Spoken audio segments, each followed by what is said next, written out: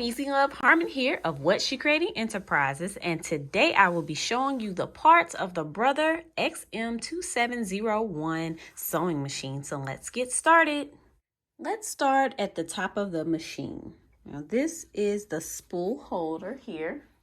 This is where we would place the spool of thread here, and you can push this up or down depending on how tall your spool of thread is. Okay, this is the bobbin winder, so we would place our bobbin here and click it over in order to add thread to the bobbin.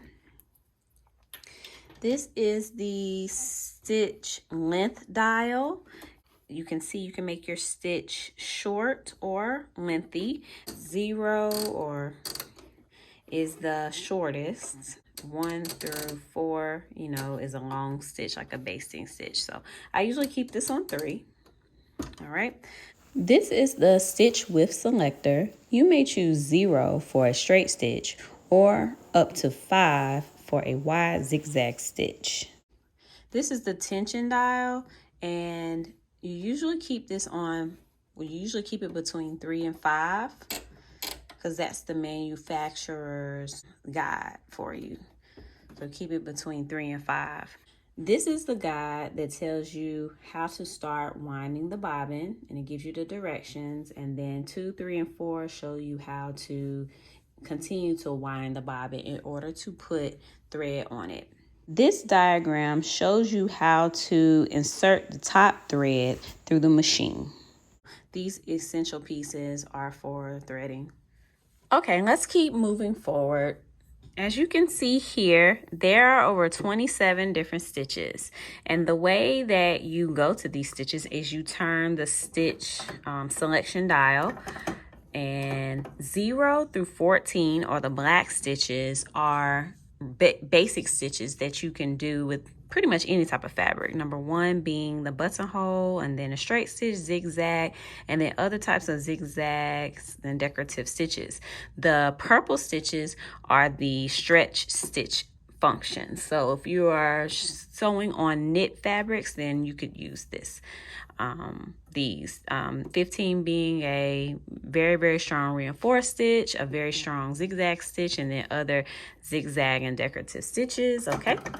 In order to get to the stretch stitch function, what you would do is turn this stitch length dial past 0 all the way to the SS, okay? And then you are able to use any of the 15 through 27 stitches. All right, the next thing, this is the reverse button, or the back stitch dial. So you would press this. This would allow the stitches to move in reverse, and then when you take it off, the stitches go forward so that it will reinforce your stitch.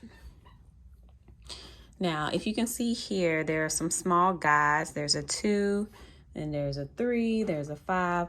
We use this when we are threading the machine. You will see that in a future tutorial, because I will do this entire series of this machine. So stay tuned for that.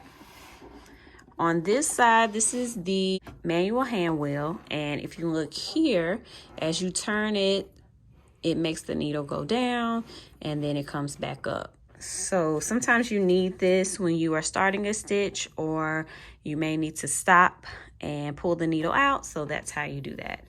This is the on-off switch, and then this is the electrical socket for your to plug in your foot pedal. So we'll go ahead and plug that in now. This is the foot pedal. This is what makes the machine. So you would press this and make sure that you put your right foot, the ball of your foot, on the machine here. This thumb screw helps to loosen or remove the needle, the sewing machine needle, and then it'll help you, and if you can tighten it, to put the needle back in place. This clamp is used when you are threading the machine, so you'll see that in a future tutorial right there. This machine has an automatic needle threader, so if you push this down and back, it will assist you with threading the needle. I'll do a future tutorial on that. So all you do is push this down and then move it back, and it'll thread the needle for you. All right, sewing machine needle here. This thumb clamp, this clamp here, it helped assist with taking off the entire part of the presser foot. And this is the presser foot. You use this when sewing. You always want to keep it down. This is the lever here. I don't know if you can see it. Let me turn the machine and zoom out.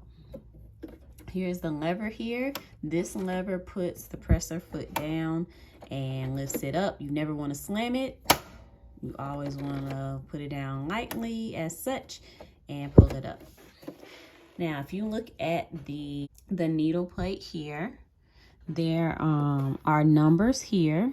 There is, I don't know if you can see this clearly, but there is a half an inch, 5/8, 3/4, I think that's 2/8. So you use this when you are sewing to keep your line straight when sewing. These are the screws that take off the needle plate. And this machine comes with an oval like screwdriver. So you use that to, you know, take the screws out. So your machine should come with this, but if you do not have it, then just use a flathead screwdriver. This is the bobbin case holder. So to remove it, I will push this towards me. Okay, and it'll click and you can pull it out. Okay. And inside of this holds the bobbin, okay? And then there's a little metal slit here that we'll be using when we thread the machine. So you will see that in a future tutorial, all right? And this guide shows you how, oh, sorry, can't see that. This guide shows you how to insert the bobbin into the machine the correct way. It has to go counterclockwise into the machine. This is like a piece in which you can cut the thread. The next item is the thread cutter here. So after you finish sewing, you don't necessarily need scissors. You can take your thread and cut using the thread cutter. This is a guide here that shows you how to insert the bobbin. All right, let's turn on the back here, and then I'll go over some of the accessory pieces. So on the back here, you will see this is the presser foot lever. So that is used to put the presser foot down and up. And then this is your model number and serial number information. And then this is the buttonhole tension adjuster. So if you need to make your buttonhole stitches wider or narrower, then you would put a flathead screwdriver in there and turn to the right or the left to make it to your liking. This is the extension box. So if you're doing narrow seams, then you would take this off and then you would have a smaller table to sew with. I'll put this back on, and sometimes you can store your extra items like the ones over here. You can put that in your extension box so that you won't lose it. So this sewing machine comes with a lot of goodies, okay? A lot of sewing machines don't come with so many extra accessories, but this is amazing, all right? So this one comes with an extra spool holder. So we will put the additional spool holder here. And so I put it on top of the bobbin winder piece, and then you can have two threads going at the same time. This machine also comes with a double needle here, so you could add the twin needle and then be able to thread both of the spools on into the twin needle. This comes with extra sewing machine needles just in case you break them, extra bobbins and empty bobbins. Well, it didn't come with these, but empty bobbins for threading. It comes with the buttonhole foot here, so you can do buttonholes with it, okay? So that's the buttonhole foot. The darning foot, that has to do with quilting, so it comes with that. This is the zipper foot, so when you're installing a zipper, there you go. This is the, if you want to sew a button with the machine, then you would use foot M.